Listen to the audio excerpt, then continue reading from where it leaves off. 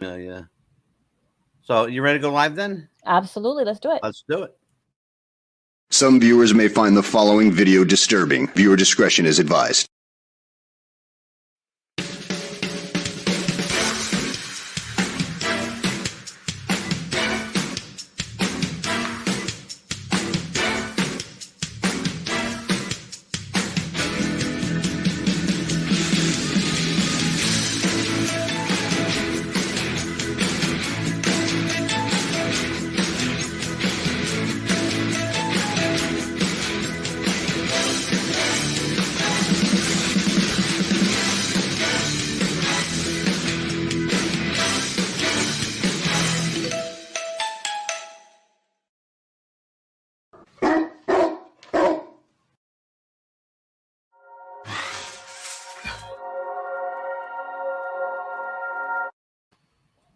Well, good evening, everybody. It's Tuesday night, and Amelia, that means only one thing. What's the buzz time? It's time for What's the Buzz. Hey, everybody, I'm the Mad Dog, your buddy Mad Dog DeCipio, joined as I am each and every week by Amelia, the Pitbull Chapman. Absolutely. How you doing, kid? I'm hey, doing listen, good. You're wearing my shirt tonight. What's up with Absolutely. this stuff? Yeah, I know, right? I want to tell people we did not coordinate this. I promise you, we did not coordinate. Nope. This is called an inkling of the spirit. Actually, it's called Great Minds Think Alike. By the way, you'll notice that no, you're not dreaming. This is not like some surrealistic thing. There is a priest sitting next to me. Hi, everybody. This is Pastor Steve Kwiatkowski. He is the gentleman that married Anita and I. And I've known him since he was like this big. That's right. You were like 7. Yeah. You were like 7 years old because you used to run around giving them a hard time. Always. Oh. His grandmother, rest in peace. I was a handful. Don't let that You're still a handful. Yeah. You're still a handful. I don't believe that for a minute that he's a handful. Oh, I am. I know his mother for years and years. She was an entertainer. His father was a great entertainer as well.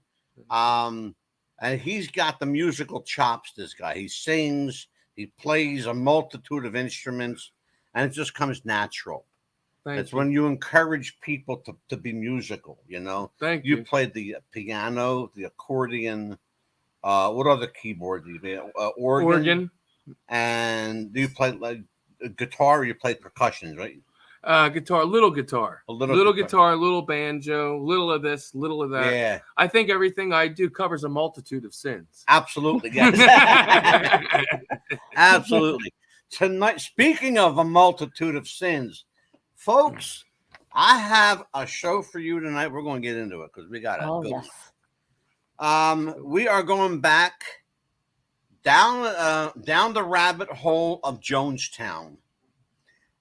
If you don't know who Jim Jones, the Reverend Jim Jones was, he was a really interesting guy in a twisted sort of way. He was a man who was beloved by his parishioners. Mm-hmm. He had, I think it's fair to say that he had kind of a new way of thinking back in the day that included blacks and whites and Hispanics and multiracial people who back in the 60s and 50s were not, let's be honest about it, they were not breaking bread together. No.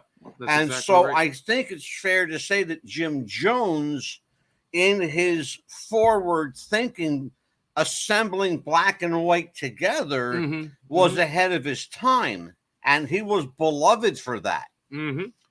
But somewhere along the way, somewhere along the way, the devil got a hold of his spirit and or power. We're going to talk about that with the Reverend tonight.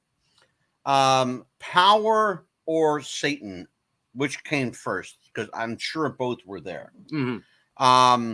Let me just give people a little heads up, and I want to. It's really important, and I want to put your name up here, so I want people to see who you are and where they can find you. The People's Temple was a for all intents and purposes, a religious sect. And it's been called the People's Temple, Amelia, since the 1950s. A lot of people don't know that. They thought it was the People's Temple was like a new age kind of thing. It wasn't. It was founded by Reverend Jim Jones, and at the peak of its membership, this is hard to believe, but given the fact that 900 people plus committed suicide, it's fairly easy to see that his church had around 5,000 members at its highest across a multitude of churches in California. Because what he did, as you know, you're a Presbyterian. No, Anglican. Anglican. Same thing. Okay, Anglican. What he did was he branched with the Episcopals, the Presbyterians, the Catholics.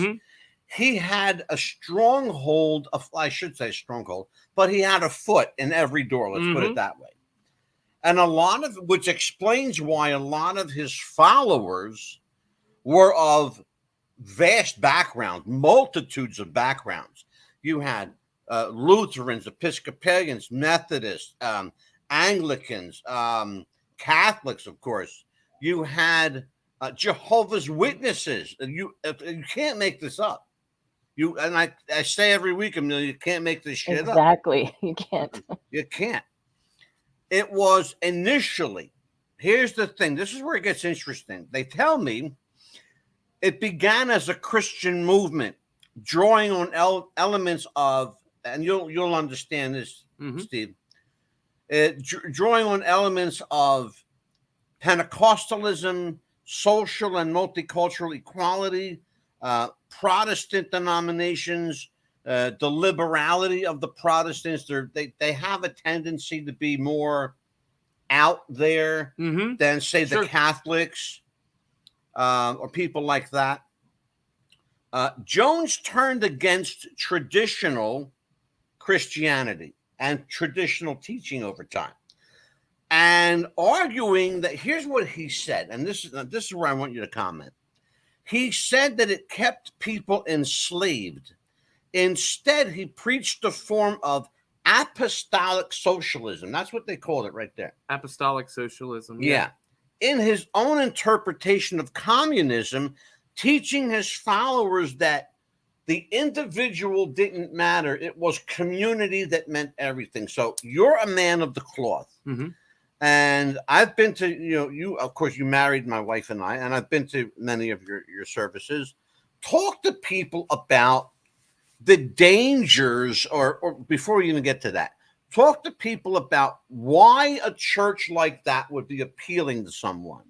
Well, for starters, I mean, you have, as far as integration goes, right? And if, you think in Jesus Christ, he even said a house divided will fall, correct?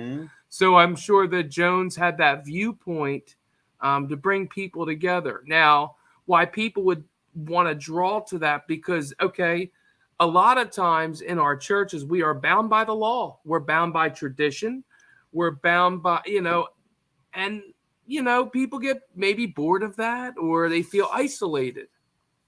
You just hit the key word of the night. Boredom. How many people, and this we're going to talk openly, we have a disclaimer at the front of the show. Sure. How many people leave their given denomination to go to another denomination based out of boredom, or let me see what they're doing? How many? If you gave it a percentage, what percentage would it be? Oh gosh, especially nowadays, I don't know. Maybe let's be fair and say 35%, 40%. I was going to say probably 50 or 60, but you would know better than maybe. I'm overreaching. No, maybe you but right, and that's, you probably see a lot of that. 35% is a lot. Yeah, absolutely. So we're talking about upwards of half the people that are out there are finding comfort in other religions. We have, I'll just give you as a side note, Amelia, because you already know this. As a side note, Thursday night show is going to be, it's a strange, I'm laughing now. It's going to be a strange show. It's called Heaven's Gate. You remember? Oh yeah, I remember that guy. Remember? Yeah, oh boy, Marshall. The guy that had the shaved head. And, yes, Marshall Applewhite. That's the guy with the shaved head and the crazy eyes. That was him. Yes. We're doing it. How does somebody, Pastor Steve? How do they? And because I'm a grounded Italian. And a Catholic, basically, I grew up Catholic. Absolutely. Now I don't know what the hell I am now. But look, I'm in the majority because most people don't know what the hell they are. Right. And that's Steve is the pastor of the Church of Misfits and Malcontents. Okay, and he'll be the first to tell you.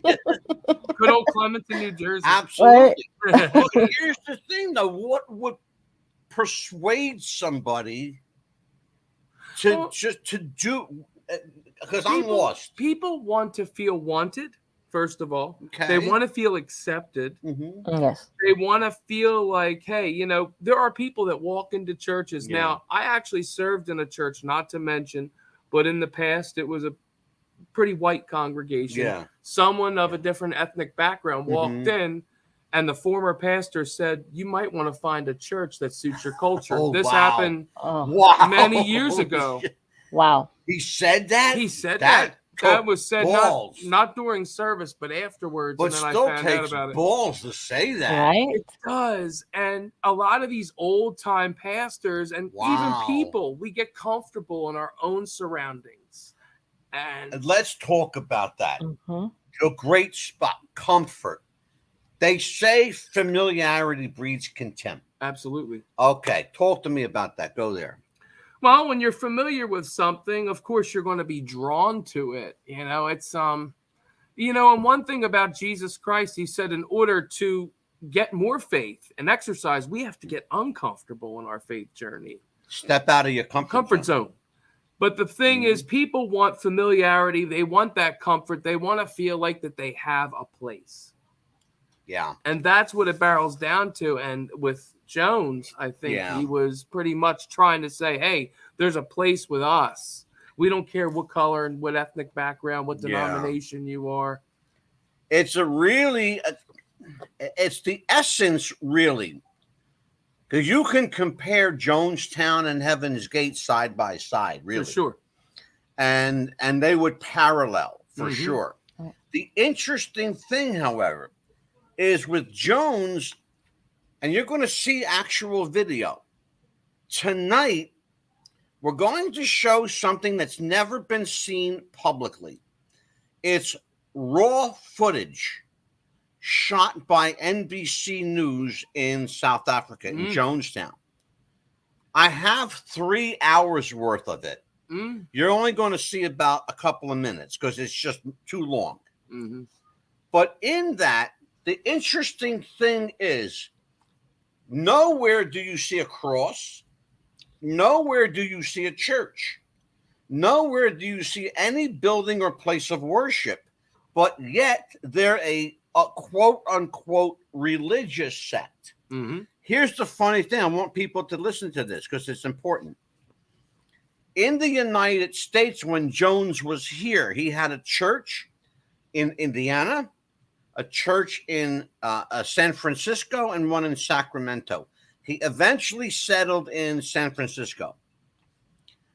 You might be interested to know that, and this is an interesting side note, he was greatly influenced by Father M.J. Devine. Father Devine established a religious and economic community in Philadelphia, not far from where we are. He called it the Peace Mission, okay, which Jones visited numerous times before Father Devine passed away in 1965. Now, here's the thing. Jones was so enamored by, so taken by Father Devine that Jonestown is a mirror image of what the Peace Mission was. I see. Yeah. Here's what happened. He had these churches, and after a while, people in the churches started saying, Reverend Jones did this to me. Reverend Jones did this to me. It started, the rumor mill started, but every rumor has legs. So eventually enough of these people started talking that the authorities got involved, the police got involved, the attorneys got involved. And Jones closed up his church in the United States and moved almost 2,000 people to Guyana, South Africa. Okay? Of those 2,000, around 1,000, or around, they say about 980, I'm going to say 1,000. Around 1,000 stayed, so 1,000 left. Okay. That's not a problem. Here's the problem. He built this community there. And Amelia, chime in whenever you want. Oh, of course. He built this community there, this agricultural community. It was called, instead of being the People's Temple Cult, the People's Temple Church, it was called the People's Temple Agricultural Project, which we all know as Jonestown. By the way, in South Africa today, they officially named it Jonestown. Right. So it's actually called Jonestown for real now. Even on the map, it's Jonestown. And if you think about it, they worked every day till like the sun went down. Pretty much they were slaves. They were slaves. They worked from the time they got up to the time they went to bed. And hardly any water, hardly any food. They ate when he wanted them to eat. They slept when he wanted them to sleep. You researched that a little bit. What was the point of Jones driving his people to that? Talk to us about that. Pretty much just to be his slaves, basically, for them to grow food there, for them to live there, pretty much to isolate there, because he was scared of the rumors going around over there coming back to him, because he was pretty much guilty from what I understand. He did do what they said. Before we hold on a second, I got to interrupt you because you used a word that I don't want to use. I don't want to say alleged. I should say alleged. Nobody's guilty of anything until proven. Right. No one's guilty. What we know? Well, we don't know if he's guilty because he's dead. Exactly. Well, they allegedly said, he did this to me, he did that, like Angelo said earlier. So he pretty much wanted to avoid all the rumors, because a lot of the time people that do run away are guilty, basically. Okay. And I understand that. Let me show people a little example of what we're talking about. Now, I want you to remember, this film clip is early 1962, 63. It's before President Kennedy's assassinated. We know that. So it's got to be early 60s, okay? So take a look at this. Before I came here, I was taking LSD, marijuana, every type of dope you can imagine. Without our Pastor Jim Jones to teach me the right way, I would not be in college right now. And for me, that was like, wow, man, I liked it there. Thank you very much. Thank you. It was an interracial group. The choir was interracial. And what have we done in a short time? We have 4 senior citizen homes that are the most innovating, the most beautiful you want to see. Now, my home is stone blocked, and there's not a piece of new furniture in it. But our senior citizen homes, they're elegant. And that's beautiful. Edie? Are your fingers numb? In your right hand. Reach the fingers out that are bothering you. That's the best. That's the best.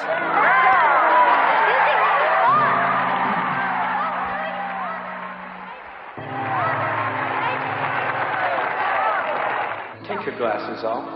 Let's just dare in our faith. Now. Yeah. Look at my face. I love you. The people love you. And most importantly, Christ loves you. What do you see? One finger. One finger. never shall forget what he's done for me. Oh, what he's done for me. Okay, now there are a couple of problems I have. Yeah, I remember hearing this already. There's a couple problems, old pastor, I have. Okay. All right. Yeah. But here's the first problem I have. It's bad enough that he's got a fake woman in the first thing that we see. Yeah. There's a woman saying that, because you notice she said, if it wasn't for Pastor Jim Jones, I wouldn't be in college, blah, blah, blah. Okay. My gut, my spirit tells me that woman was a plant. Yes. She was there to rally the troops, and Sure, you know how it goes. Oh, I do. Because if you know what it's, remember TV Ernest preachers. Angley and people like that. Yeah. What they do is they get one person riled up, and then emotion takes hold. It's a lot with these fake TV preachers. The same thing. Yeah. That's exactly what I'm talking about. That was rumored that he did Here that. was That's the what they next do. thing. He goes, Edie, your fingers are numb. And then he goes like this. He goes, Yeah. He goes like this. What the fuck was? Oh, I'm sorry. That's all right. Go ahead. Say it. 'Cause I'm thinking. I mean, hey, he's right. I dropped an F-bomb. The preacher next to me. Woo! We just made TV history. Oh shit! What are you gonna do? It's fine, folks. I'm sorry. Hey, I dropped the F-bomb. Hey, we got a advisory. But here's the thing, though. Are you going to tell me, Pastor Steve, and all you saw how many people were in that church? That's a big ass church. There were 1,000 people in that church. A wolf in sheep's clothing. That's all I could say. But you could see he looked his eyes. He knew how to gauge his eyes and work to make it, to show genuine, compassion. Yeah. And make it believable. I mean, this is why Satan's known as a sheep in wolf's clothing. Let's take a look at something else. And I want you to notice, you saw the first clip. I want you to look at the second clip, and you right away, you're going to see something different. Objection. Equality has other laws. No rights, says she, without their duties. No claims on equals without cause. Toilers from shop and fields united. The party we have all who work. The earth belongs to us, the people. No room here for us to shirk. How many on our flesh have patent? But if the notice anything different? The sunglasses. The glasses. The glasses covering his eyes. Still will stay. The birds of proil, the birds of this spoiling care are vanishing from this extended glade.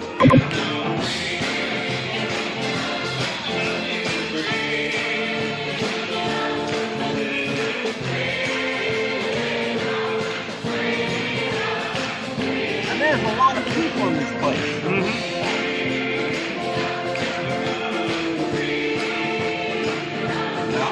It's a big church. Yeah.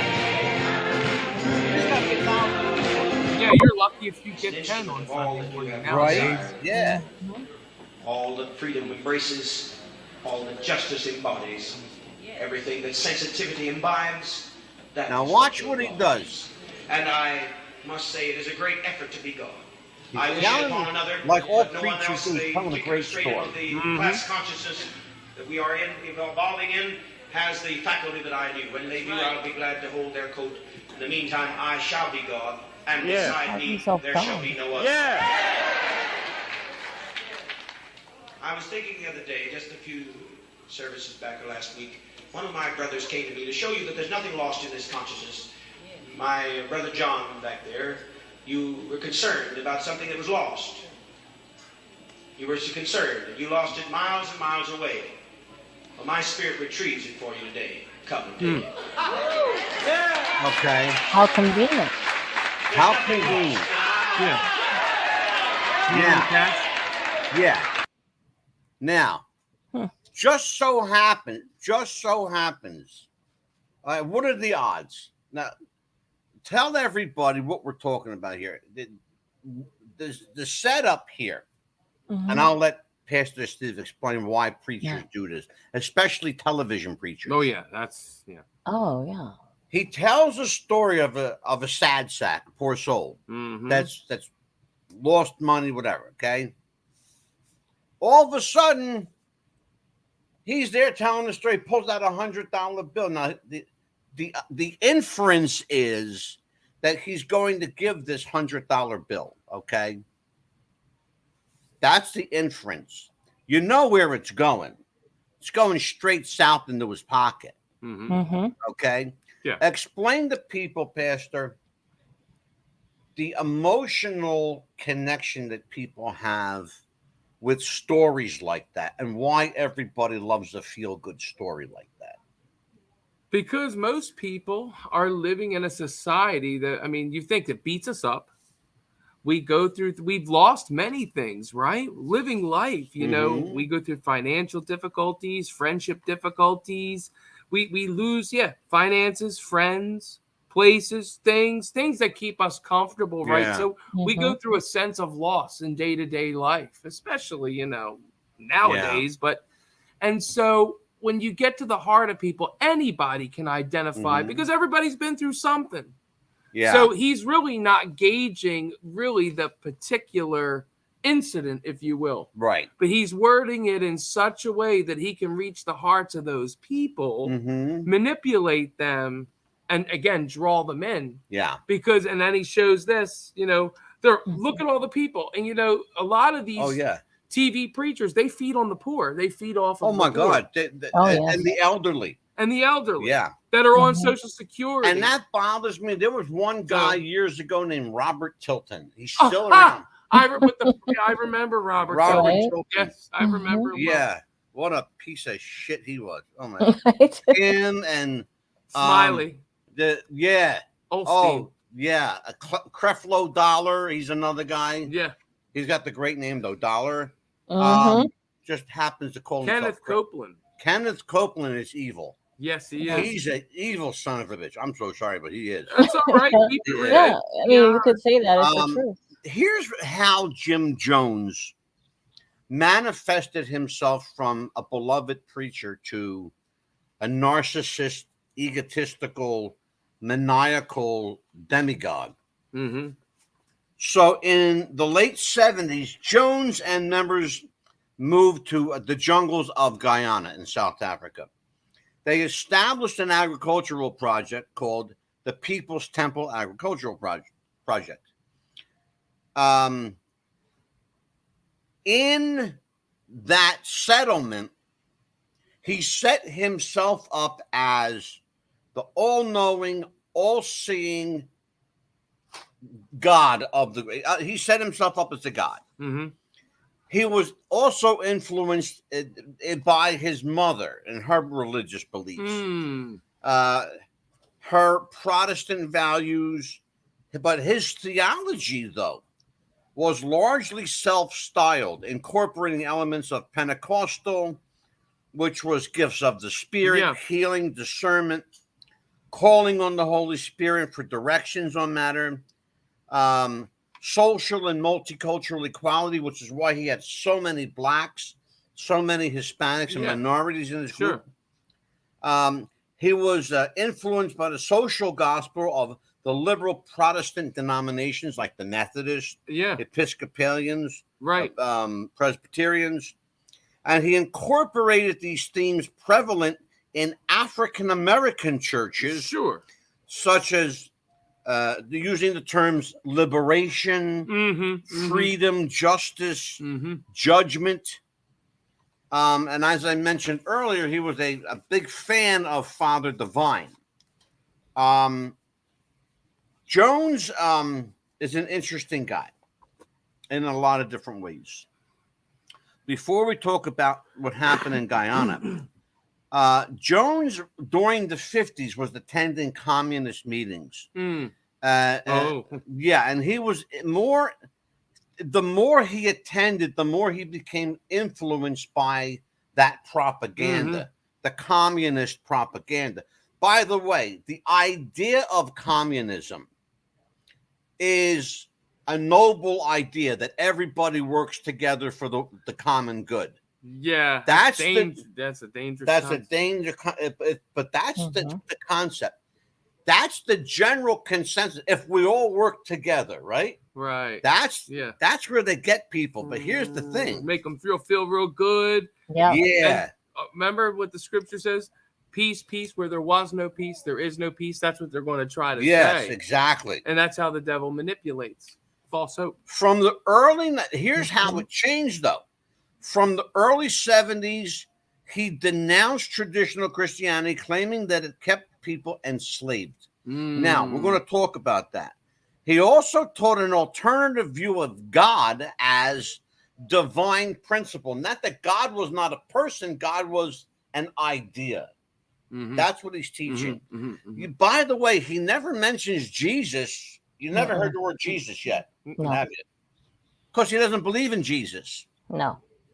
That would explain why he did what he did. Yeah, well, it would explain a lot. Yeah.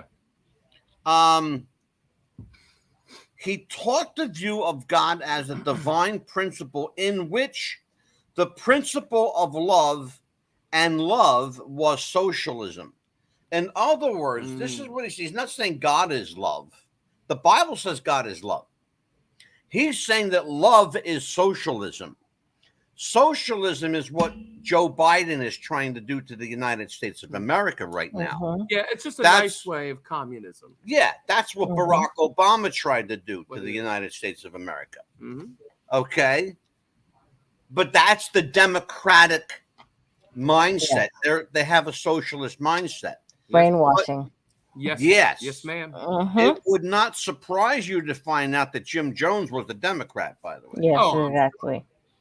Now, seems like it. Here's the interesting thing, and then I'm going to go to Amelia on this.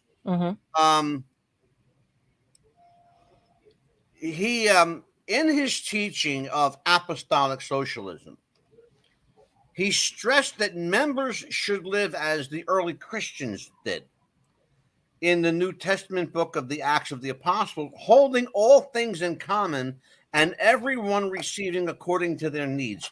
Would you please explain to everyone exactly what that means from a biblical standpoint and not from the Jones standpoint? What's that about apostolic socialism? Yeah. He claims these principles are in the Bible, in the Acts of the Apostles. What, socialism? Yeah.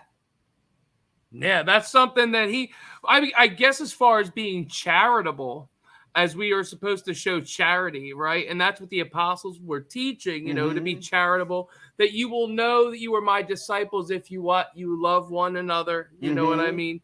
You can go down the list. The problem with that, I would say, is that if you can't have one without the other, there still needs to be consistent doctrine. And that's where we're going to right now. The ideal was always to create a community in accordance, a community in a quote unquote promised land. Right. In the belief that the People's Temple could not survive in the United States. They couldn't survive because he was being persecuted by prosecutors and police for inappropriate sexual behavior back in the time. Right. We know that he did more than that when he got to Guyana. Oh, sure, yeah.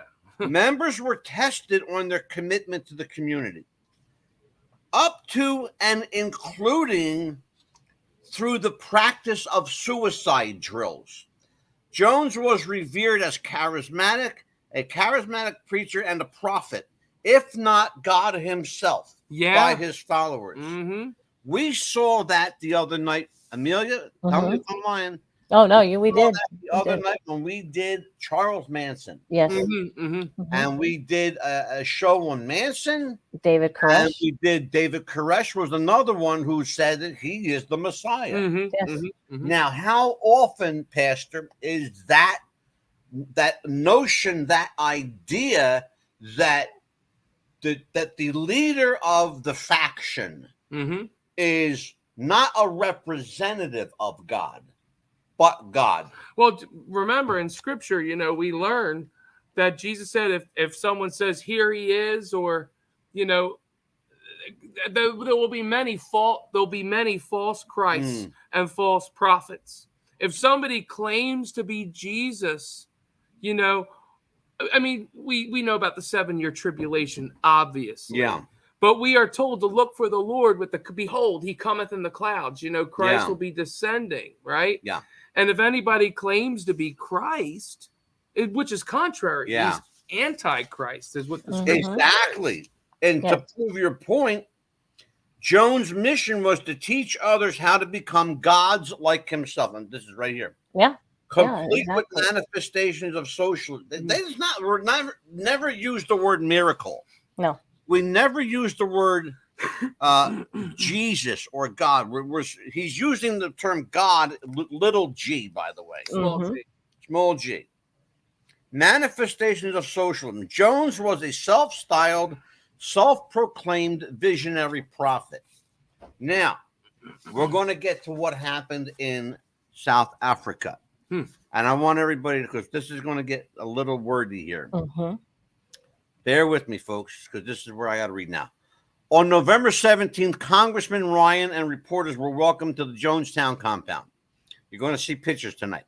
To their surprise, they had a dinner with an evening of entertainment. Now, the Congressman Leo Ryan, who came there as a member of a delegation investigating wrongdoing, because people at the temple had gotten messages back to their family in the United States that Reverend Jones has lost his mind and he's doing things that are not Christian. So they told their representative in San Francisco, who was the late Congressman Leo Ryan. Congressman Ryan gets there with a delegation of other members of Congress. And then you're going to see they were welcomed with, they had dancing and music and all kinds of, you're going to see this tonight. Jones even agreed to meet with reporters, which he did. You're going to see that tonight. During the visit, some people members, listen to this one. Amelia, you're going to take over this in a bit. Okay. Some people, temple cult members, I keep saying cult. Some people's temple members asked Ryan's group to help them get out of Jonestown. Amelia. Yes. How many members was it that, to your knowledge and your reporting, how many members asked to leave? I heard it was at least 100, but that many people could not fit in the plane. You're right. They had to get 2 airplanes. Yes. That second airplane would never be needed because they would all be dead, and you're going to find out why. On November 18th, Ryan and his group, Congressman Ryan and his group, also included a small contingent of People's Temple defectors. They left Jonestown, waiting at a nearby jungle airstrip where they were ambushed by gunmen. Ryan was killed along with a reporter and cameraman from NBC News, a photographer from the San Francisco Examiner, and a female People's Temple member who was attempting to leave. The same day as the murders at the airstrip, he knew it was going to happen. Yes. The same day the murders at the airstrip, Jones told his followers and soldiers his followers that soldiers would come for them and torture them. That's what he told them. That was not true. No one was going to get them. He was scare tactics is what it was. Exactly. To draw them, oh, you're my savior. You know, they were running to him. Exactly. As he was trying to make himself to be their protector. Yes. Yeah, well, you're going to see how much it protected them. He manipulated them. He ordered everyone to gather in the main pavilion and commit what he termed a revolutionary act. The youngest members of the People's Temple were the first to die, all the children. Yes. Okay. Jones obtained a jeweler's license. Listen to this one. Say, why a jeweler's license? I had to ask that question. I found out. If you have did you know that if you have a jeweler's license, you could buy cyanide legally? Oh, because the clean jewelry. Because it cleans jewelry, and it's also used to, in the manufacture of jewelry. People don't realize that those pendants you wear and the bracelets and necklaces, they're made with poison. Yes. Wow. But the poison is burned off. Okay. He obtained a jeweler's license at some point earlier, which enabled him to stockpile cyanide. Oh my goodness. As adults were then lined up to drink the poison-laced concoction with armed guards surrounding the pavilion. Here's the term drinking the Kool-Aid, or you've been drinking the Kool-Aid, are as a direct result of the Jonestown Massacre. The death toll at Jonestown on November 18th, 1978 was 909 people. A third of them were children. A few people managed to escape into the jungle that day, while at least a dozen of the temple members, including some of Jones's sons, were not there that day. They were at another part of Guyana. That saved their lives. And you're going to hear from Jim Jones's son. A terrifying record of events known as the death tape, you're going to hear it tonight, helped investigators understand what happened that night. Researchers also found over 1,000 recordings of propaganda, conversations, and sermons that painted the gruesome picture of the activities of the People's Temple, and I will call it a cult. Only 33 people survived. You're going to hear now. Oh, before I do that, Amelia. Yes. You were going to speak. Go ahead. No, I was just going to say that the Suns were actually like at a basketball game. That's why they survived. Yes, they were. Basketball saved their Saved life. their lives, yes. It sure did. Watch this, folks. You don't mind if we just sort of stick around here for a little while until they come back? By the way, what you're looking at, it's a little grainy. This is raw footage from the cameraman at NBC News.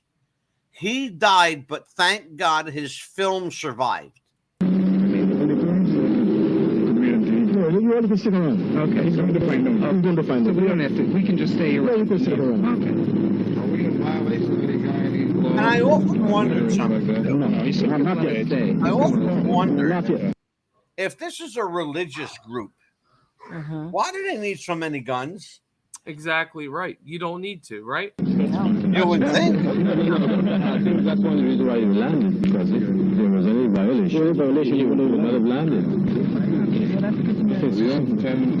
I'm Congressman Ryan. That's Congressman Leo Ryan. They were so happy to see outsiders. We're here to inquire into the health and the welfare of American citizens who are here. And we have no intention of violating any of your laws or the laws of this area or the rules of private property and the rest. We simply would like to have a chance to talk with a good many men and women who are from the area in California, there's the San Francisco Bay Area, who have expressed an interest in people who are here. And that's our only intention in coming, just to talk about it. Before I give permission to go in there, I would have to get instructions from my chief inspector before any permission can be granted by me. But I am just carrying out duties that I were detailed to do. Sure, I have no intention of hurting or stopping or anything like that, and I want to do it with great respect for your government and for the rules of your country. Thank you. Can you say, where is your superior officer? He's in Matthews Ridge. In Matthews Ridge. Yeah. So the request went from the people at People's Temple to Matthews Ridge. To Matthews Ridge. To not let any of these people in. May I come in here? I want you to make sure that you heard what I heard. I want you to hear what we just heard. The word went out. Now, consider something. They flew across the ocean to Africa, okay, with all these people. And now they finally arrived there, and they're telling them that you're not allowed in. Right. Okay? Let's continue. No, I have no argument. I just want to be sure I understand. No, because we intend to do exactly what he says. What I want to tell you is that we are neutralists really, because we don't know what's really going on. We were asked not to lay on transport for you to go into Jonestown, which where the people of People's Temple reside. But this is Poker 2. I'm the officer in charge here. If a chance you want to go to have any contact with Georgetown or, let's say, the police at Matches Rich, you're welcome. Okay? Thank you. Well, that's my stand.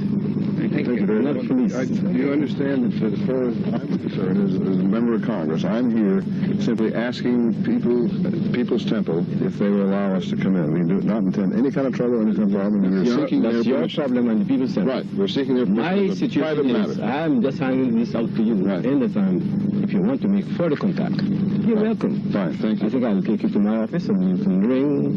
Thank you. You're welcome. You're welcome too. Thank you. And I'm going to play the whole thing. I want you to watch it. It's really a pleasure to be here. I really appreciate the hospitality you've shown me already.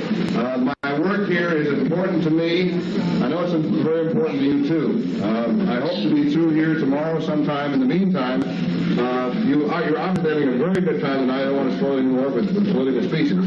Just let me say thank you on behalf of my staff, on behalf of the press who are here, on behalf of the relatives who are in here now, for hosting us here this evening. We really appreciate it. Thank you so much.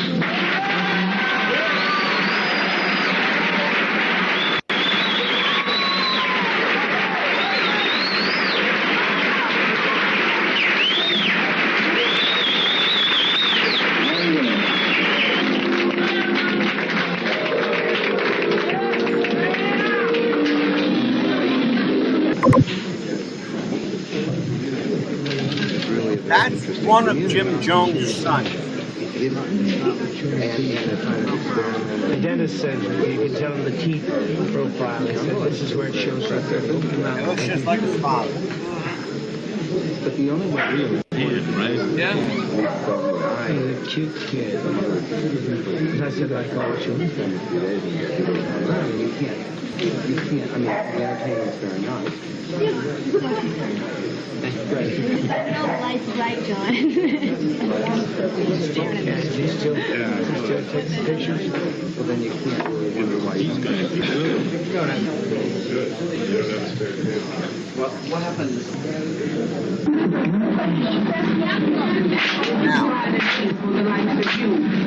Now, they put a big show on for them and everything.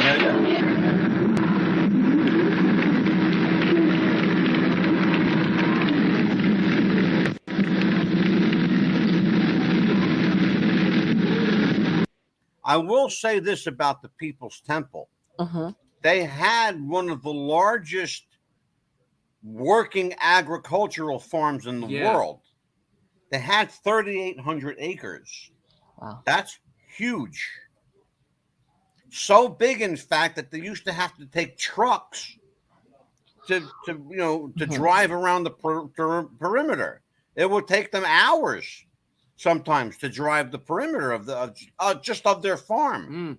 So we're talking about a sizable piece of property that Jones was the master over.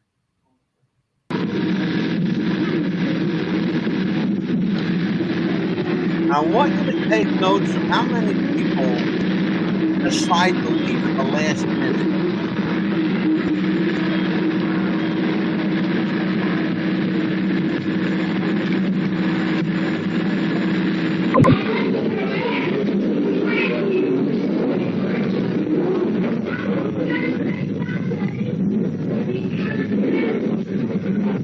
That's his wife. That's Mrs. Jones. She does not look happy. No, she don't look happy. She knows what's coming.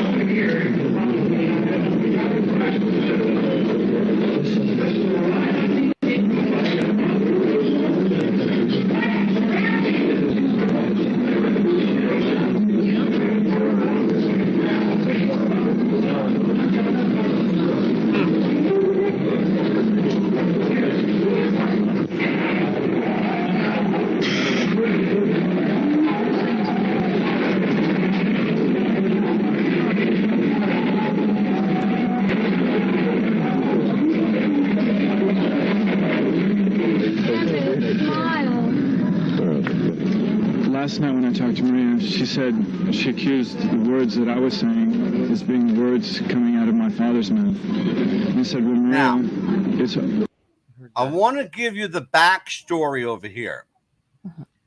This guy came over with Congressman Ryan to get his sister because he feared for her safety.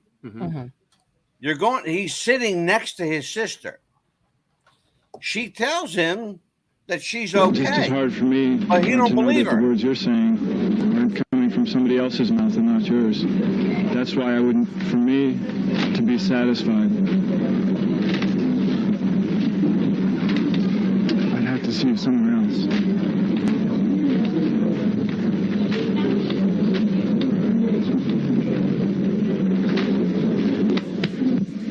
I'm sorry to put both of you through that.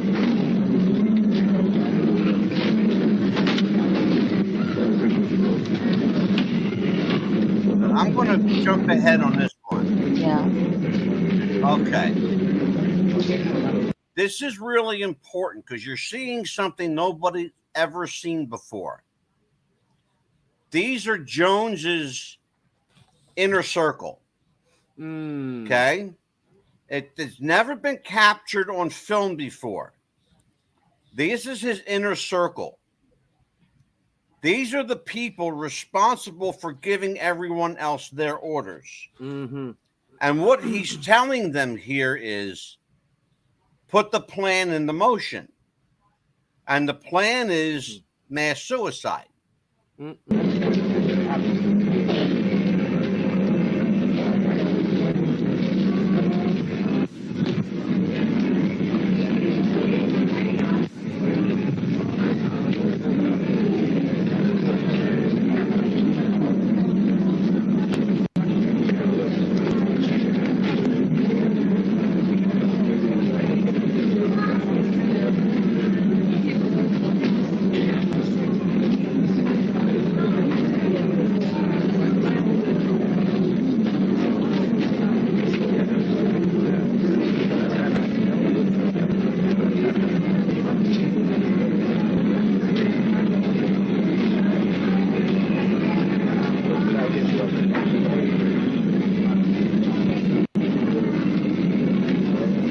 And that old woman came over to get her daughter.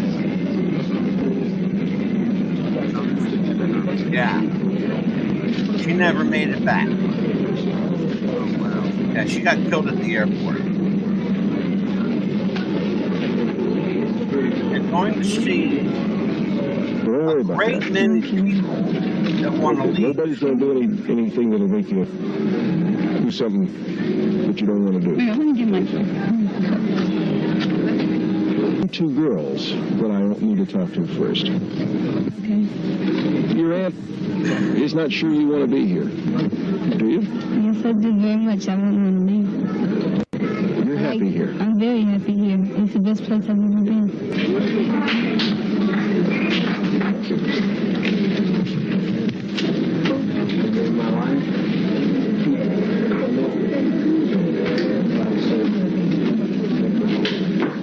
That reporter also gets killed at the airport.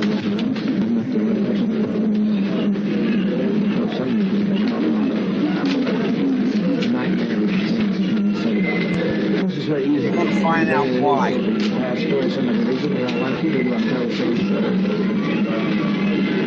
had a closed society.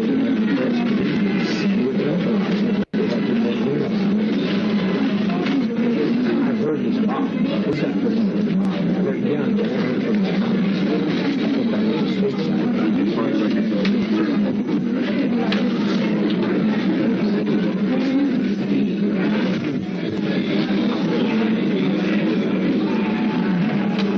I'm going back. All right, this is critical. Because you're going to see something that nobody picked up on before. Over this because, as I say, I can concede to you the amount of work that's been done here, because that's not an arguable point. So that leaves only one thing. We're watching it now.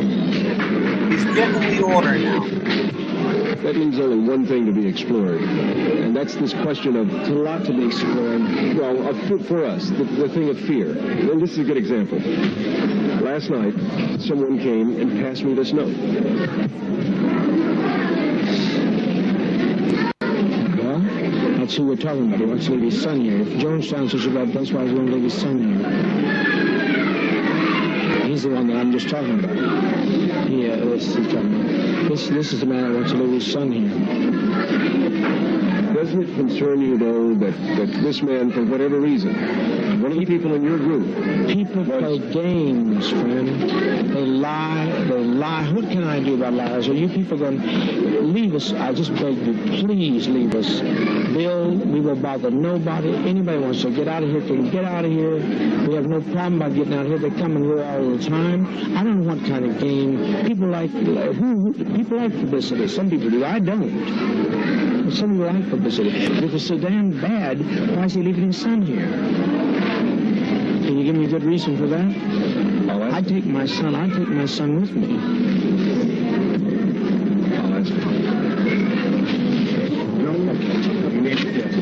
We're going to slide out of there.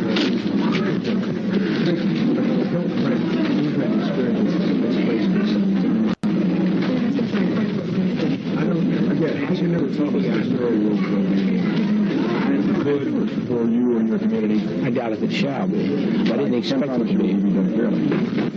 But I will live in anticipation.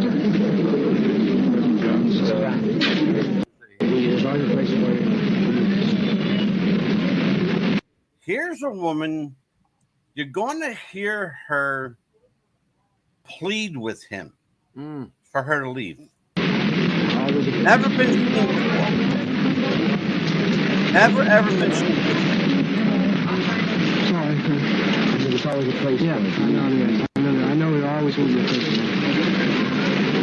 I have no problem with it. Even some that have lied, they've come back. No, I think I pretty well proved where I stand. I'm a forgiving person. I just watch the people that call themselves trees and commissions.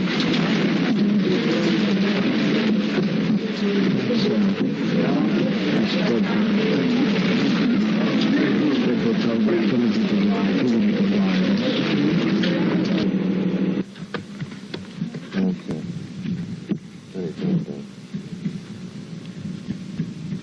I think I may put on the tape just that I told you so. Never mind. What happened? Well, we were, all of a sudden, we had a whole lot of people at the last minute who wanted to go. Suddenly rushed forward and said, we want to leave. We knew about two as early as last night. We knew about a family this morning that said, we got to go. And you have to understand there's a high degree of agitation on the part of those who want to go, and they were really very much in fear. And so we made arrangements for them, and of course the transportation is extremely limited and very difficult. So we had to begin planning. And of course most of these people, if they come out, will not have enough food and won't have enough clothing, a place to stay, and the rest. So we had to begin a real operation, at which point we divided up the work, and my responsibility, among the three of us, my assistant and the deputy chief of mission, Snyder and I, my job was to stay behind and get the list of people who wanted to go, make sure they had their stuff, make sure they made their declarations they wanted to leave, and just keep it straight. And I was doing that, which included going with some of them to get their belongings because they were reluctant to go back to their buildings alone. And I think in the process, people could see me doing that and were pretty hostile about it, apparently, from the looks they gave and some of the comments they made, not to me, but to the people. He's talking about all the hostility you And the next thing I knew, I was back in the pavilion. We had the group beginning to get together. I stood up and had been talking with the two attorneys for the temple, and suddenly the knife was around my neck, and I was in danger. And I pushed the hand away, fell back against him. Others grabbed him and pulled him off me. And that's where you grabbed him. Everybody. Yeah, they stuck the knife around his neck. Oh, the nephew was next. And Mark, I didn't know at the time, but there was a hand there grabbing for the knife along with mine, and I was very grateful. And we began to ride him down. Others jumped on. There was radio screaming and carrying on and so on. Everybody just jumped on and began riding him down. I sagged and went this way and began leaning backward, and kept doing that until somebody actually got the knife out of his hand. And I jumped up and came away, and he was down on the floor, and they still struggling, and there must have been 6 or 7 people sitting on him, and on arms and legs and everything else. Did he say anything when he came up? Yeah, he said something about rob and choke and kill and or knife. I don't know. But what he said was he intended to kill me. That didn't work. The gunshot did. Now, this is the airplane. One airplane. You'll notice there's about 50, 75 people at this airstrip. They call for another airplane. You heard what they said about making transportation arrangements is horrible there because you're in a jungle. Look at those tiny planes. And look at the, yes, exactly. It's a small private, charter plane. Yeah.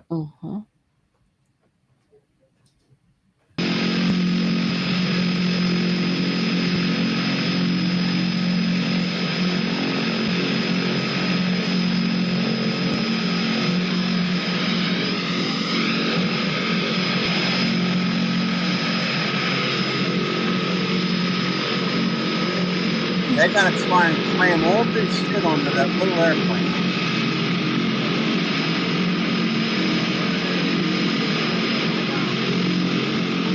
Carrying what they can.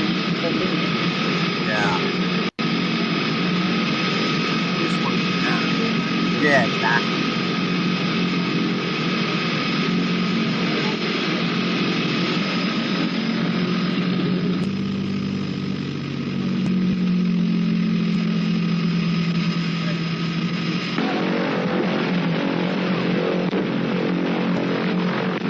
Now the cameraman is already shot at this point.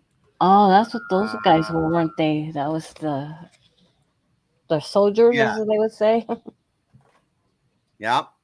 The cameraman is shot at this point, but thankfully, and I think it's just a miracle of God that it happened, because if you know anything about a television camera, you got to keep your finger on that button for it to record.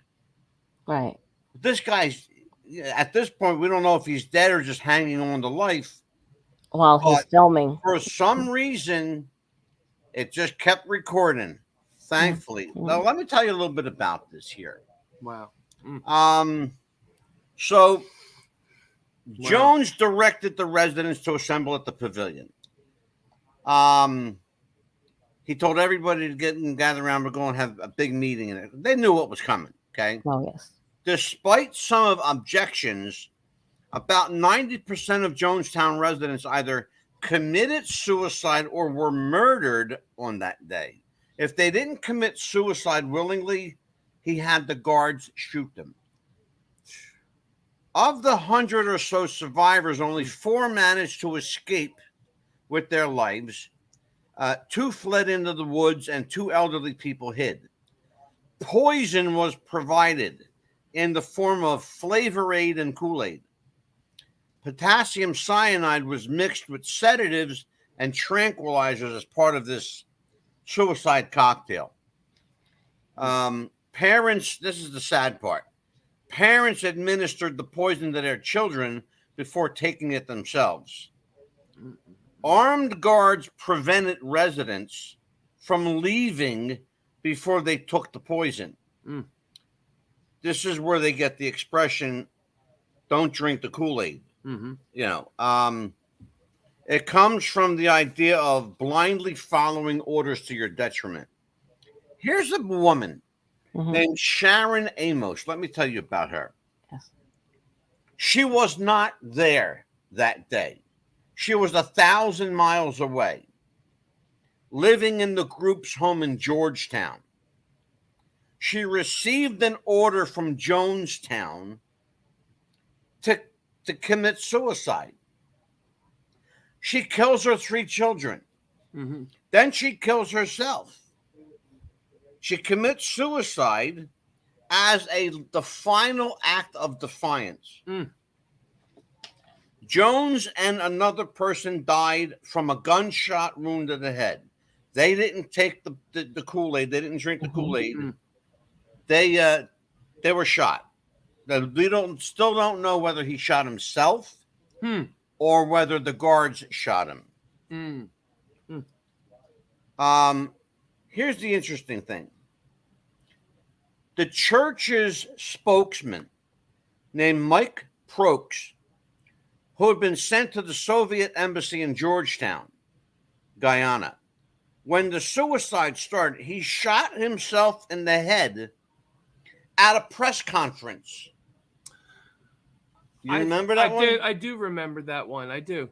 You can find that. Actually. Yeah, you can. I think they banned it from YouTube, but at one point you could look it up, and they had. It's actually on a film called Faces of Death. That's it. Faces of Death from the 70s. He stated that he did not want to dissociate himself from the people who died at Jonestown. A final act of defiance. A guy who went to his grave believing this madman. Okay, so let's talk about this, Amelia. Oh my goodness, it's just so much unbelievable. to talk about. Yeah. Go ahead. Reminds me of a church that I had attended back in Texas that reminded me, like, okay, is this really churches that exist? And I am not going to attend church anymore because of this. Tell the pastor. Yeah, it was a church called Latter Rain. Would you believe that? Of all things. I have some of my congregants. They used to attend the Way Ministry, and it was the same concept. It was a cult, and they got out of that. I know what you're talking about. I don't know if you ever had a chance to look up the Way Ministry. Yeah, I know who they are. Yeah, and I do. Two of my they're a husband and wife, and a relative. They were all involved with that years ago, but they had left. Because it was the same thing. It was very manipulative, and it was a cult. Yeah, basically they did that, and they had their sons involved with their wives, and they were singing all the time, and he bragged about his oil company, and he was real rich, and that he bought his wife a car, a Corvette no less, and they brought this homeless guy in.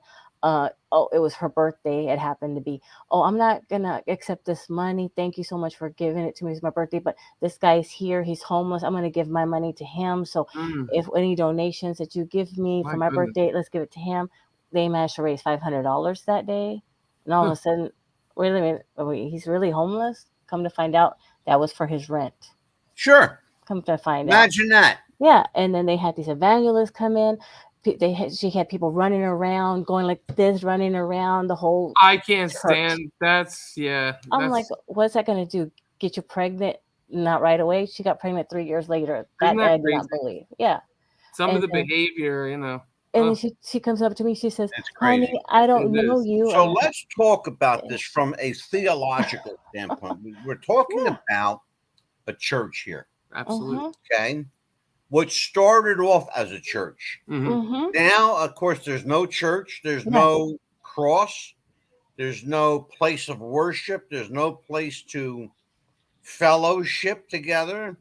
Everyone, unless you want to consider everybody out in the woods, gathering a harvest in a 3,800 acre commune, which is a big piece of land. Well, yeah. It's like the size of a state. Well, yeah. Yeah, exactly. What would the sleeping arrangements too, the eating and all that. And that affected Amelia so much that she doesn't, and I hope you don't mind me speaking. No, go ahead. I mean, I told you about Latter Rain and everything. Go to church. So. She doesn't believe in a God. Well, not a God, perhaps, but just she doesn't trust people from church. She don't trust church people. I understand. Yeah. You tell everybody what your hang up with religion is. I just, it's not that I don't believe in God per se. It's just that I don't believe that the organizational part because of the corruption. Yeah, I mean, is there one really that I part believe? It's just that I'm not an atheist per se, but And I just don't believe that Catholics should repeat themselves, because I think if that being, if up there, didn't you hear him the first time? I mean, really? Well, I belong to a denomination that was founded by Henry VIII. You know what I mean? No, I'm just kidding. I mean, us Anglicans are actually pretty She's normal. agnostic. I'm out there. Is there one? Why is why is there so much hurt in the world? Why did he take my cousin away from my aunt? Why is she suffering so much? God gives free will. Well, yeah. I mean, with us Anglicans, have you ever been to an Episcopal or an Anglican church? Pentecostal was the one that we're pretty.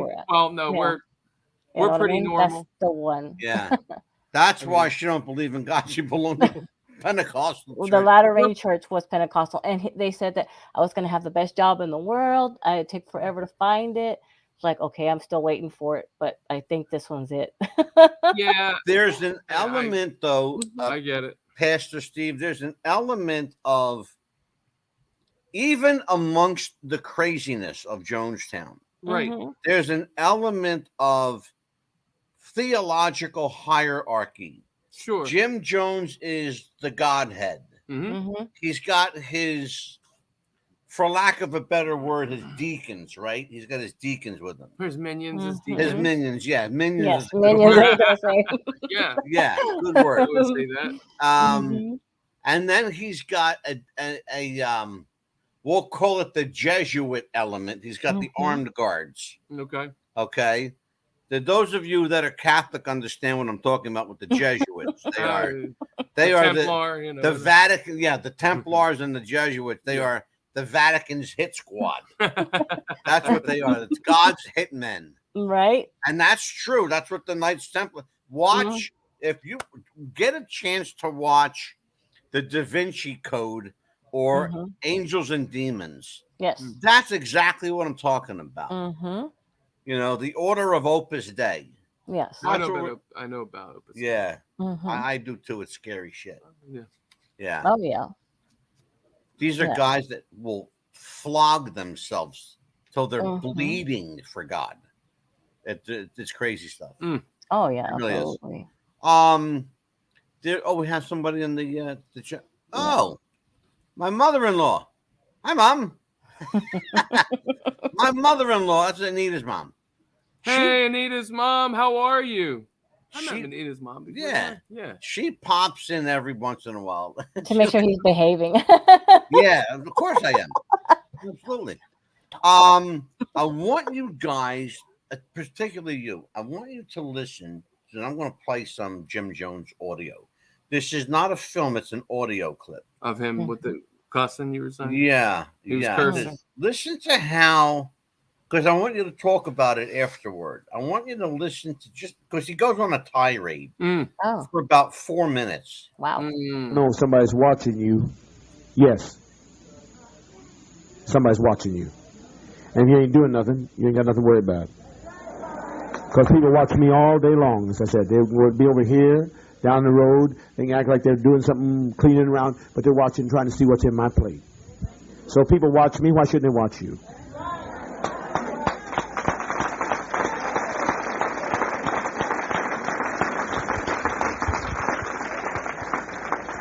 When you're doing nothing wrong, won't bother you. I don't seem to find Eddie Washington's little note here. Got all my shit together except these notes. Some note. There's a little note. All the fucking time. Don't work and see. Where's one lady? She's sick. Talking to him. She's sick. She's sick. Because she got education. She can afford to be sick. Some of these other poor people never been able to read or write. They never get sick. She got a little education. She thinks she's a little more important than somebody else. So she can get sick every time she wants to get sick. Fuck you, elitist. God damn you, I never allow myself to get sick. If I'm pitching vomit or it's coming out both ends, I get to where I'm supposed to be. I work all night. Everybody down there can tell you. They can hear me roaming around. They can see my lights reading. Look in the goddamn window, which they do many times, so you can see what's going on. So I don't mind that, friend. I'm going to tell you. I keep my schedule, fucker. I don't change my schedule for nobody, fucker. And some of you who think you are so special, goddamn you, that you can stay out of meetings and do whatever the hell you want to and not show up to work, you're always sick. You're sick. I'll tell you what your sickness is. You're a prejudiced bastard that think you're better than somebody else. shit. You're a crock of shit like everybody else. Nothing but a zero, but some of you never will know it because I don't know how in the hell you think you're so fucking pretty. Now he's some berating of you try people. Treason on the strangest people. God damn, you don't know. You're so fucking ugly, some of you. I don't know. You're uglier than I am, and you try treason. Think that you're going to get by with it. Think I'm not on to your number. Hell's fire. You don't know who you're fucking with. They say something to you to get you to say something. You don't know what they're up to. They're baiting you, fucker. Dumb fucker, stupid fucker. I've told them to go over there and talk to you, stupid fucker. And some of you are so narcissistic, you fall right into the path. You open up your mouth and sing like a magpie. And I got what I already expected. I thought you was a traitor, and I still think you're a traitor, and you'll always be a traitor until I see you change, you motherfucker. Me watching you, I don't care. You do like for me to see that you get medical care when you're sick. He just goes from one thing to the other, and you he's like just that. out of it. You like me to send you to all these specialists and worry about you till I can't have any peace, worrying whether I'm going to get the cancer healed or my whatever the fuck the thing is, this extra power that I have.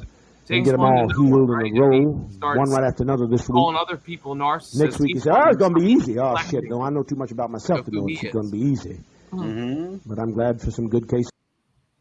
Wow. That's awesome. the voice of a madman. Yeah. That is the voice of a madman, Jim Jones. I think somebody like that would stop somebody like me from wanting to go to church or that's what I want Pastor Steve to talk about. Now, we've saw in fullness, and it's all its gory details, the workings of a cult. How do you avoid the cult? How do you keep God centered in your life? And stop losing faith. What would you say to people that are watching this, dealing with family members that are involved in cults? And there are many. Well, remember, like you used to say when you used to belong more, when you used to be at Union more, you used to say, remember, test the spirits. Yep. Let's just go there for a minute. You know, I just posted something on my Facebook. I actually live stream each week our church services. And let me promote that for you. I want to promote that as Pastor Stephen Kwakowski is the pastor. He is the shepherd over Union Church in Clementon, New Jersey. If you are in the area, please see him. He's at on Naylor Road. What is it? Give the address. Union Church, 22 Naylor Avenue, Clementon, New Jersey, 08021. Little White Country Church. And it's beautiful. They took put that on our page. He took this. I remember the day you got it. He found this house right next door to him, right? Oh. And beautiful little church. He says that would make a great church one day. So he put an offer in to buy it.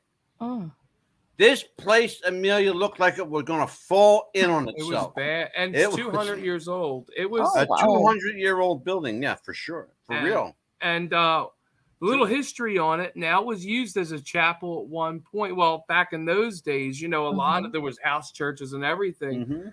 Apparently, and this was Bob. He put the wheelchair ramp on the front of it. All right. Bob Johnson. That used to be called God Chalk Lane originally. Wow. And the God Chalk Methodist Church met there. Oh, wow. No kidding. At one point. And that was like over 100 years ago or something. I saw this building the first time. I said, this used to be a church. It just, it just fell into. Yeah. I said, this place used to be a church. He goes, well, it's going to be a church again one day. Yeah.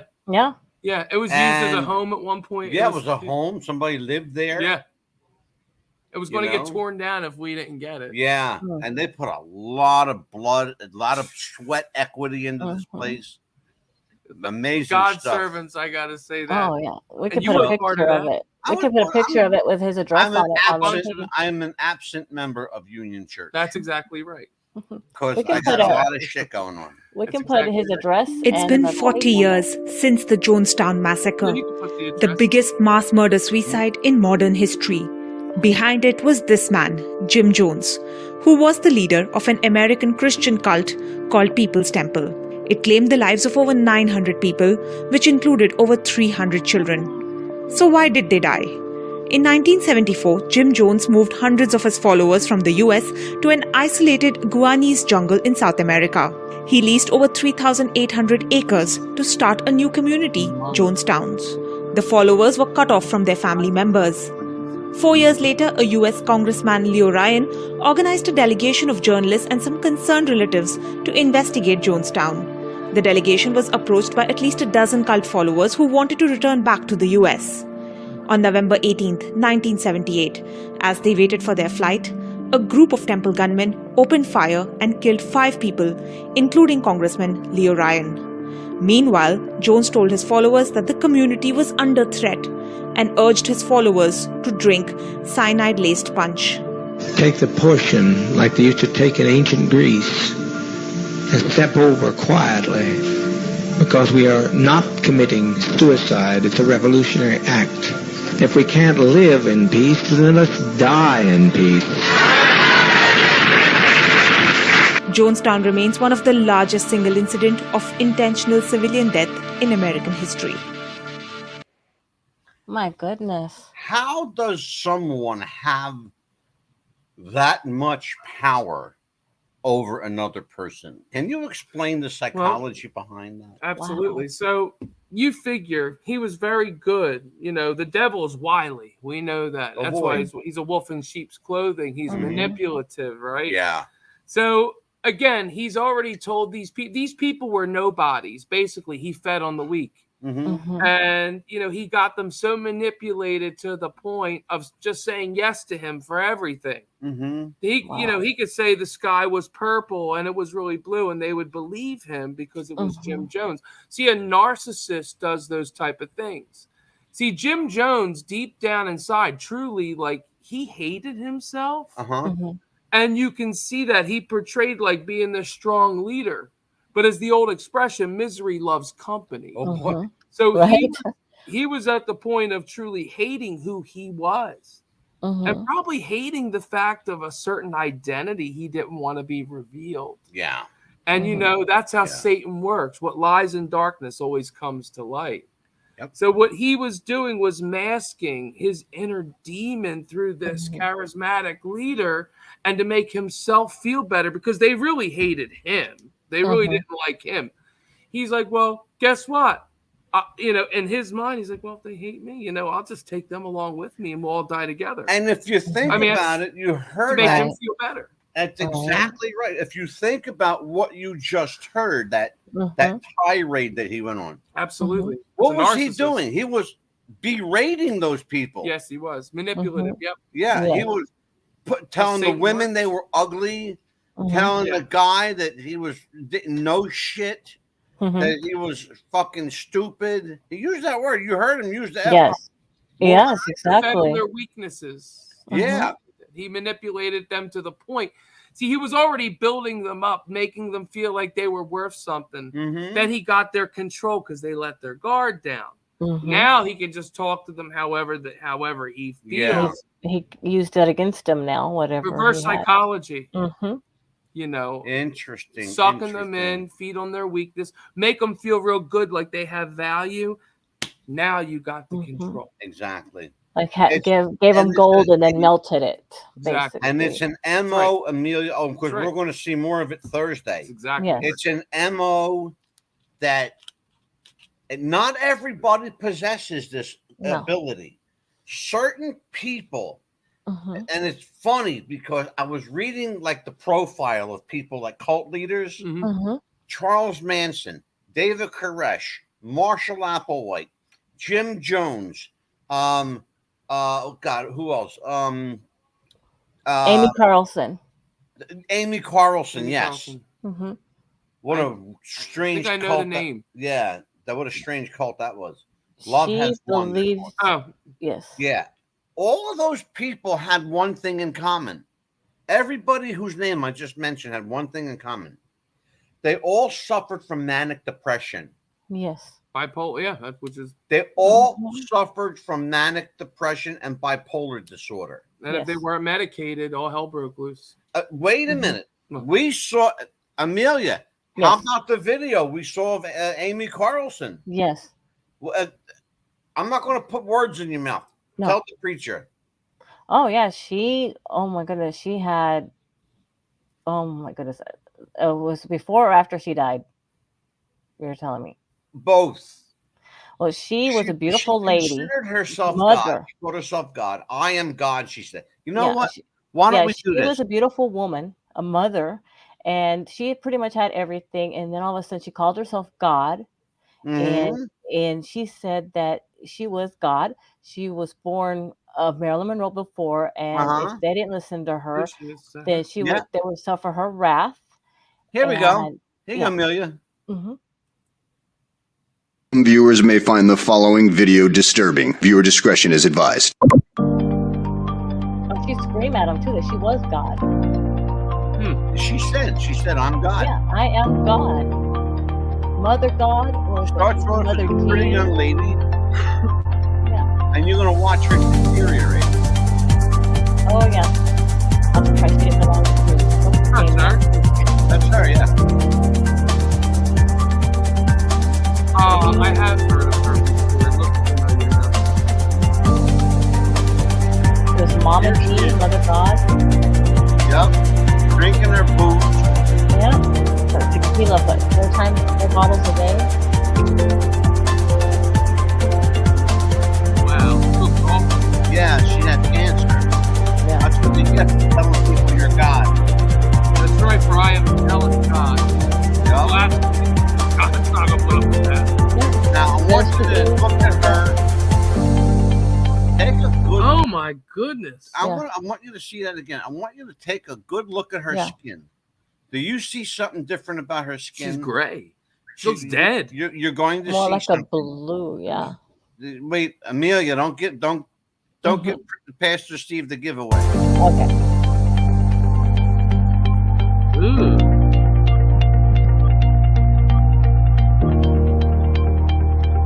She's in bed dying.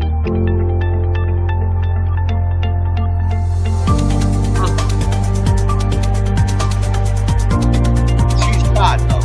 She's dying, okay?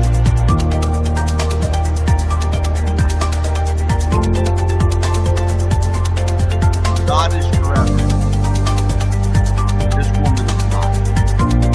Right.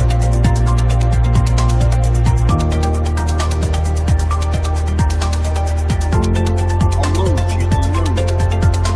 The wrath of God is revealed from heaven. It's just all on God. Right. It's so bad that she appeared on Dr. Phil. Yeah.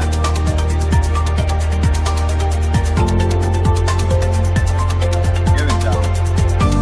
Oh yeah, this fall into a den against the Holy Ghost, which is nothing. There you go. Oh, there she is. Now you're going to see Amy Carlson in death.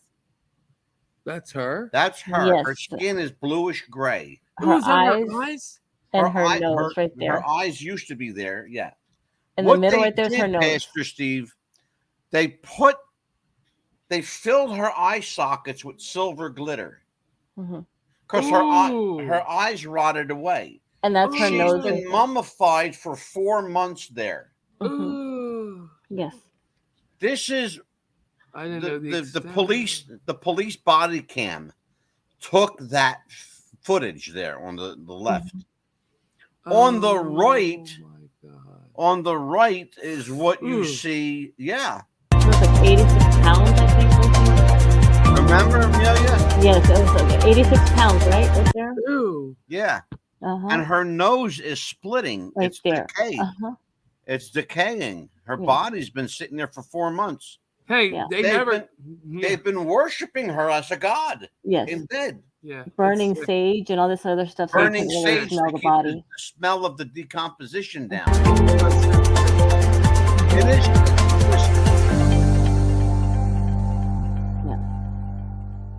This is the crazy stuff that Love Has Won was all about. Yeah, that's nuts. We know she's not God. Jesus rose from the dead. They never found him. Yeah, he ascended to the Father, right? Sitteth at the right hand of God, the Father She Almighty. was God reincarnated like 100-something times. She had been reincarnated by Marilyn Monroe. Oh yeah, she's been reincarnated. She's Marilyn Monroe. She had spoken to Robin Williams. Yeah, she's crazy. Well, I'll tell you what, Amelia, we got a busy couple of weeks coming up. Tell everybody what's going on. Yes, we actually have on Thursday night, we're going to have Heaven's Gate coming up. And we're going to be speaking Thursday night, and we're going to be speaking about Marshall Applegate, the crazy guy Marshall Applewhite, that we thought that a spaceship could help him turn it into a vessel and going into another world. The UFO cult. Yes. They thought God is a UFO now. Yeah, well, they were covered with purple shrouds. Yes. When they died. I remember that. And they had to wear like a jumpsuit from inside the house that night. Yeah. I have video footage of inside the house from that night. And they had to wear they were celebrating Haley's they called it homecoming comet or something. I think you know what I may have. I think I know what you're talking about. This is crazy. Yeah, I can't show it tonight because it'll. They had to have a special outfit on with special tennis shoes on. Yes. In order to travel, because they had to like run or walk a certain path down this plane, and it's just hard to explain. You have to tell everybody else what we got going on. And next week we have the Psychic Realm. We're bringing back Kevin Schopel. Is the country's foremost authorities on the Bible and psychics. And he's going to explain to everybody. But let me just tell people that I lived in Tennessee for a long time. Me too. They wouldn't let me in church in some churches because I'm a psychic. Okay. I told them that they were stupid about their religion sometimes, so they wouldn't let me either. I can't help what I do. I didn't ask to be a psychic. It's just I know things that I know things. Okay. I know that I know. I can't explain it, but it's a gift of the spirit, and I have to deal with it. They didn't like me because I told them I was going to go black roses in front of my front yard. So. Well, we know in scripture. You know what, Amelia? In the latter day, young men will have visions. We know that. Yeah, they will. I mean, look at Joseph from the Bible. I mean, I believe that, the Lord gives us a prophetic, understandings of things, especially his elect in the end days. I mean, we see the signs of the times are upon us, and many are blinded. But and that's why people don't understand. If you're not familiar with the intricacies of I'll get it out. The intricacies of the Bible, then don't talk about the Bible. Right. If you don't understand how prophecy works and how psychics are modern day prophets in many cases. Okay. If you don't understand that, then keep your mouth shut on it. And I'll just tell anybody that's listening, if you don't understand what I do, then don't criticize what I do. Here's a good example. As the scripture says, to work out oneself with fear and trembling. Who are we to say? And we already seen people in the name of the Lord. They were doing evil, right? They wanted to be worshipped. They took, you know what? It barrels down to this. And I'm going to go to this. Luke chapter 17, 20 and 21. Jesus said to the Pharisees, they were all about the law and seeing signs of the heavens. And Jesus said, well, wait a minute. Look deep within. The kingdom of God is within. And that's profound in itself. So, God is not far away. Right. He's here. Search within. If you can't love somebody, search within and look at the Christ that loves you within. There you go. And, we need to work that out with the Lord individually. It's an individual thing. It's always an individual thing. But here's what I say to people who criticize things they don't understand. If you don't understand, you've got two choices. You actually got three choices, but you got two obvious choices. Number one, shut the hell up. Number two, shut up until you research the problem. Or number three, become involved and understand what the problem is. Or more appropriately, who the problem is. Exactly. Okay? Because oftentimes the problem's not a it, it's a who. Exactly. Yeah, because they got upset when I dressed up as a fortune teller one year when we lived in Tennessee when my kids were little. Like that. I'm sure. And you were just trying to joke around, and then they couldn't. I'll take bet the they joke. had a field day with that. They sure did. I had so much fun though. It was hilarious. We gotta have a sense of humor. You know, Yeah, too many people. absolutely. God is not a God is not a tyrant. No, but And I he's had so much shown fun that. with them. He showed that through Jesus. True. Yes. And if Absolutely. I mean, I'm a pretty conservative pastor, you would say. Oh yeah, you're very laid back. Absolutely. Well, I'm very laid back, but you're conservative in the theological right. element, but you're very laid back in your manner of you preaching. see that. I mean, Right. I'm more of a No. Here's what I would say. Yeah. I would say, scripturally, you're very conservative, but you're very laid back in like in the delivery. Like Pastor Steve could take the scripture like this, right? And in front of his podium and give his his morning sermon. Right. But it's not going to sound like a stuffed shirt going, no. And God said to the people, blah, blah, blah. Right. He's going to say, business is business. Look, here's what happened, kids, back in the day. Okay. That's how he talks. That's more my approach. Yeah. That's more my approach. Your speech should always be seasoned with grace. And always in all cases. Remember, pure love casts out all fear. All right. Absolutely. Exactly. And on that note. Oh, and don't forget that Mr. Schopel's going to be on an hour. Instead of 7, it's going to be on at 8 o'clock. Oh, 8 o'clock for Kevin Schopel. Yes. We're Mm-hmm. going to do Tuesday and Thursday of that week, and they will be 8 o'clock instead of our 7 o'clock start time. But Pastor again, Stephen, would you be free on Thursday night as well? I would love to come over. I have choir practice until 8:30 at St. Paul's. Yeah. I'm bivocational. He's got 3 churches right now. Okay. I do.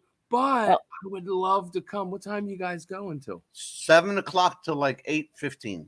Well, what about maybe soon we can have him again as a guest, maybe with the Tuesday nights are good. Wait, we Tuesday have a nights show coming up. Wait a minute, I got one for you. Hold on. When Amy are we doing Carlson. the Amelia? Huh? When are we doing the God question? That is going to be on the 15th of November. November 15th. On a we're doing Tuesday. a show called The Question of God. And we're going to decipher the question. And I'm gonna stir the pot with this one. He thought of this one. Did God create man, or did man create God? God is infinite. He's infinite. That's a simple answer, I know. The other guy. How would you? I don't know. Right? The guest is probably going to think that's the the opposite. question. It's an important question because there are people who believe the opposite. Who don't, like Amelia, who don't believe.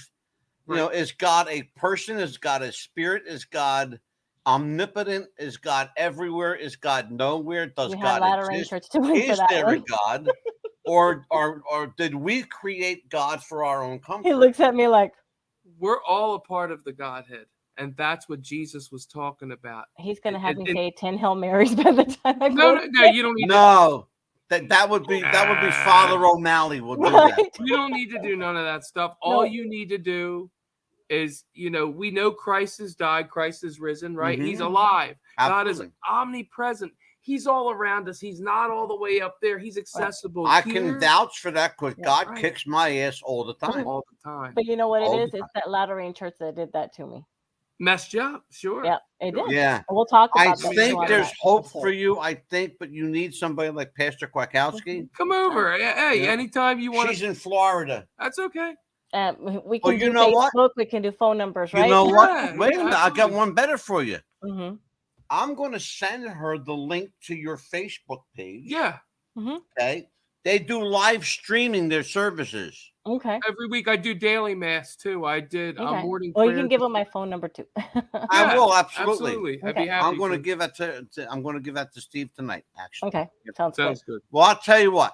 On behalf of Amelia, the Pitbull Chapman, and Pastor Steve Kwiatkowski of Union Church.